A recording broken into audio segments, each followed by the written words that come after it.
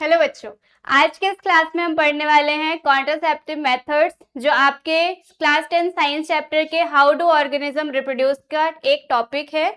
ये टॉपिक कई बार एग्जाम में रिपीट है और क्योंकि अभी आपके एग्जाम है इसलिए मैं ये पर्टिकुलर टॉपिक आपके लिए लेके आई हूँ कि आप इसको सेपरेट, अगर आपको पूरा चैप्टर रिवाइज नहीं करना, सिर्फ किसी एक टॉपिक पर फोकस करना है तो आप इस टॉपिक पर जा सकते हो। ठीक है, बहुत से बच्चों को कंफ्यूजन होता है कि मैम कॉन्ट्रासेप्शन क्या होते हैं। सो ऐसे मेथड्स जिनका यूज करके प्रेगनेंसी को अवॉइड किया जा सकता है वो कहलाती हैं कॉन्ट्रासेप्टिव मेथड्स। ठीक है, कौन कौन सी मेथड्स पर आपको फोकस करना है? सबसे ज्यादा इंपॉर्टेंट है सर्जिकल मेथड, इसको हम सेपरेट पढ़ेंगे।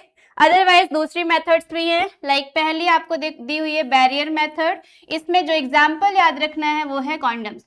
कॉन्डम्स एक टाइप के बैरियर का फॉर्म करते हैं जो स्पर्म एंड ओवा को आपस में अटैच होने से बचाते हैं, इसलिए ये भी एक कॉन्ट्रासेप्टिव मेथड है।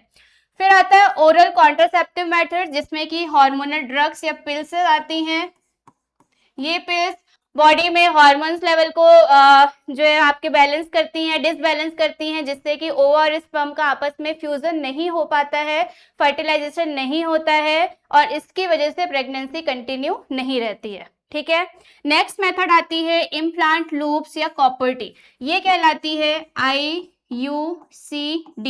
इसका फुल फॉर्म इंपॉर्टेंट है क्योंकि ये भी पूछता है, क्या होगा? Intra uterine contraceptive device. Okay, so इसमें एक डिवाइस टाइप की जो है वो यूट्रस में फिट कर दी जाती है और उसको बोलते हैं कॉपर टी। अगर आपने फीमेल रिप्रोडक्टिव पढ़ा होगा तो उसमें यूट्रस होता है और इस तरीके से फैलोपियन ट्यूब होती है। ठीक है ना, इसी यूट्रस में टी शेप में कॉपर की वायर फिट की जाती है और इसी को बोलते हैं कॉपर टी। ये क्या करता है, ये जो स्पर्म यहाँ से आ रहे हैं वजाइना से के थ्रू और यहाँ पर ओवा है, इसके लिए बैरियर फॉर्म करती है जिससे स्पर्म एंड ओवा आपस में अटैच ना हो पाए। एंड लास्ट में आती है सर्जिकल मेथड, जिसमें दो मेथड आपको पढ़नी है। First is vasectomy and second is tubectomy. क्या है ये? वेसेक्टोमी मेल्स में होती है। आपने मेल रिप्रोडक्टिव सिस्टम पढ़ा है, उसमें वासा डिफरेंशिया एक डक्ट होती है जो लास्ट में स्पर्म को कलेक्ट करती है। ओके, इसी वासा डिफरेंशिया को क्या करते हैं, कट करके सील पैक कर दिया जाता है। आप देखो डायग्राम में दिख रहा है ना, ये कट लगा है और ये कट, दोनों को सेपरेट कर दिया। ये एक इधर से ट्यूब आ रही थी, बीच से कट करके अलग कर दिया। अलग करने के बाद इसको क्या करते हैं, सील पैक कर देते हैं।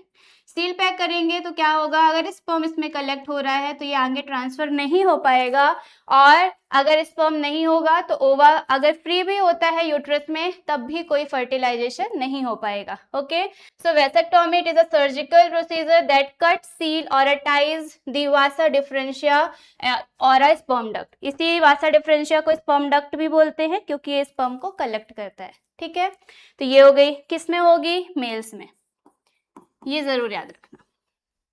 फिर आ जाओ ट्यूबेक्टोमी। ट्यूबेक्टोमी किस में होती है? फीमेल्स में होती है। क्यों? क्योंकि फीमेल्स में प्रेजेंट होती है फैलोपियन ट्यूब। क्या प्रेजेंट होती है? Fallopian tube. ट्यूब होने की वजह से इसको क्या बोला गया? ट्यूबेक्टोमी। आप देखो ये फैलोपियन ट्यूब बनी हुई है दोनों साइड पर। ठीक है, ये इसको आप देखो यहाँ पे ग्रे कलर से आपको कुछ स्ट्रक्चर दिख रहा है, ये कट किया है और सील पैक कर दिया है। क्या मतलब हुआ?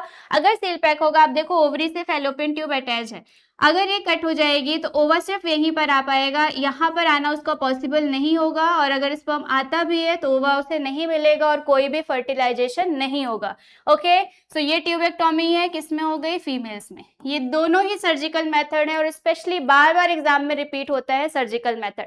तो first vasectomy, second tubectomy. Vasectomy किसमें होती है? मेल्स में, एंड ट्यूबेक्टोमी किसमें होती है? फीमेल्स में। ठीक है, तो ये हो गई कॉन्ट्रासेप्टिव मेथड। सर्जिकल के अलावा अदर 3 भी आप याद रखना।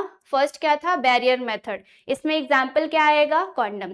सेकेंड है कॉन्ट्रासेप्टिव पिल्स एंड थर्ड क्या आता है आपका? IUCD। ओके, इसमें एग्जाम्पल कॉपर टी। ठीक है, थैंक यू।